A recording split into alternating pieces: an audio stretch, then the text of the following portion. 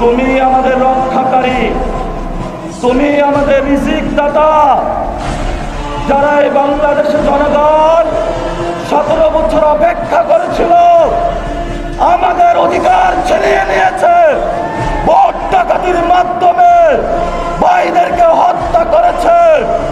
আরশের মালিক তোমার মালিকের বিচারে আমরা বিচার রেখে গেলাম। তুমি তাদের দৃষ্টান্তমূলক শাস্তি বাংলার মাটিতে জনগণের সামনে করবে। আমরা আজকে তোমার মসজিদের সামনে বিচার রেখে গেলাম।